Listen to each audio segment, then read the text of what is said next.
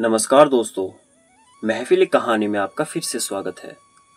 तो आज मैं आपके लिए लेकर आया हूँ मुंशी प्रेमचंद जी की लिखी कहानी दो बैलों की कथा, छठा एपिसोड। तो चलिए शुरू करते हैं। एक दिन बाड़े के सामने डुग्गी बजने लगी और दोपहर होते होते वहां 50-60 आदमी जमा हो गए। तब दोनों मित्र निकाले गए और उनकी देखभाल होने लगी। लोग आकर उनकी सूरत देखते और मन फीका करके चले जाते। ऐसे मृतक बैलों का कौन खरीदार होता। सहसा एक दड़ियल आदमी, जिसकी आंखें लाल थी और मुद्रा अत्यंत कठोर, आया और दोनों मित्रों के कूल्हों में उंगली गोदकर मुंशी जी से बात करने लगा। उसका चेहरा देखकर अंतर्यान से दोनों मित्र के दिल कांप उठे। वह कौन है और उन्हें क्यों टटोल रहा है, इस विषय में उन्हें कोई संदेह न हुआ। दोनों ने एक दूसरे को भीत नेत्रों से देखा और सिर झुका लिया। हीरा ने कहा, गया के घर से नाहक भागे, अब जान ना बचेगी। भगवान सबके ऊपर दया करते हैं, उन्हें हमारे ऊपर दया क्यों नहीं आती। भगवान के लिए हमारा मरना जीना दोनों बराबर है। चलो अच्छा ही है, कुछ दिन उसके पास तो रहेंगे। एक बार भगवान ने उस लड़की के रूप में हमें बचाया था, क्या अब ना बचाएगा। यह आदमी छुरी चलाएगा, देख लेना। तो क्या चिंता है, मांस खाल सींग हड्डी सब किसी न किसी काम आ जाएंगे। नीलाम हो जाने के बाद दोनों मित्र उस दड़ियल के साथ चले। दोनों की बोटी बोटी कांप रही थी, बेचारे पांव तक ना उठा सकते थे, पर भय के मारे गिरते पड़ते भागे जाते थे, क्योंकि वह जरा सी भी चाल धीमी हो जाने पर जोर से डंडा जमा देता था।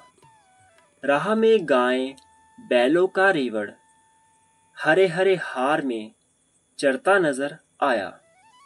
सभी जानवर प्रसन्न थे, चिकने चपल, कोई उछलता था, कोई आनंद से बैठा पागुर करता था। कितना सुखी जीवन था इनका, पर कितने स्वार्थी हैं सब। किसी को चिंता नहीं कि उनके दो भाई बंधिक के हाथ पड़े कैसे दुखी हैं। सहसा दोनों को ऐसा मालूम हुआ कि यह परिचित रहा है। हाँ, इसी रास्ते से गया उन्हें ले गया था।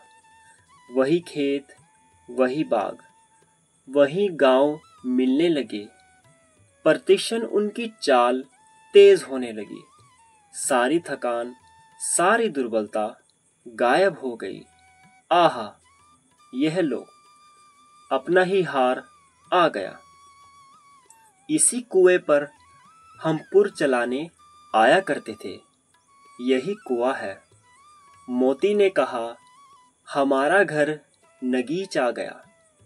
हीरा बोला, भगवान की दया है, मैं तो अब घर भागता हूँ। यह जाने देगा, इसे मार गिराता हूँ। नहीं नहीं, दौड़कर थान पर चलो, वहां से हम आगे ना जाएंगे। दोनों उन्मत्त होकर बछड़े की भांति कुलेले करते हुए घर की ओर दौड़े। वह हमारा थान है। दोनों दौड़कर अपने थान पर आए और खड़े हो गए। दड़ियल भी पीछे पीछे दौड़ा चला आता था। छुरी द्वार पर बैठा धूप खा रहा था। बैलों को देखते ही दौड़ा। और उन्हें बारी बारी से गले लगाने लगा। मित्रों की आंखों में आनंद के आंसू बहने लगे। एक झूरी का हाथ चाट रहा था।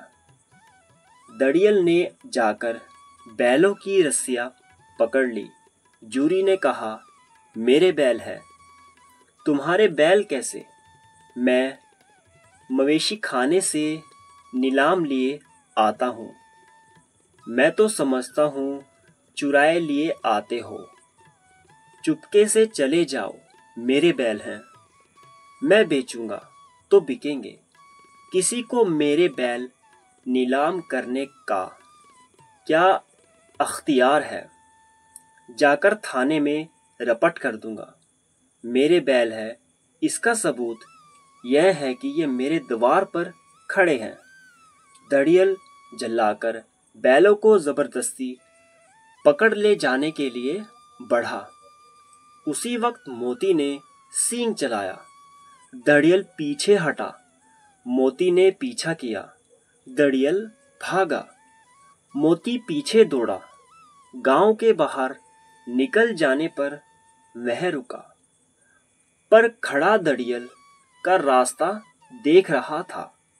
दड़ियल दूर खड़ा धमकियां दे रहा था, गालियां निकाल रहा था, पत्थर भी फेंक रहा था, और मोती विजय शूर की भांति उसका रास्ता रोके खड़ा था। गांव के लोग यह तमाशा देखते थे और हंसते थे। जब दड़ियल हार कर चला गया तो मोती अकड़ता हुआ लौटा। हीरा ने कहा, मैं डर रहा हूं कि कहीं तुम गुस्से में आकर मार ना बैठो। अगर वह मुझे पकड़ता तो मैं बेमारे ना छोड़ता। अब ना आएगा, आएगा तो दूर ही से खबर ले लूंगा। देखो कैसे ले जाता है। जो गोली मरवा दे मर जाऊंगा, पर उसके काम तो ना आऊंगा। हमारी जान को कोई जान नहीं समझता, इसीलिए कि हम इतने सीधे हैं। जरा देर में नादों में खली, भूसा चोकर और दाना भर दिया गया और दोनों मित्र खाने लगे। झूरी खड़ा दोनों को सहला रहा था और 20 लड़के तमाशा देख रहे थे। सारे गांव में उछाह सा मालूम होता था। इसी समय मालकिन ने आकर दोनों के माथे चूम लिए। उम्मीद है दोस्तों यह कहानी आपको बहुत पसंद आई होगी। जल्द ही लौटेंगे, तब तक के लिए बस इतना ही। धन्यवाद।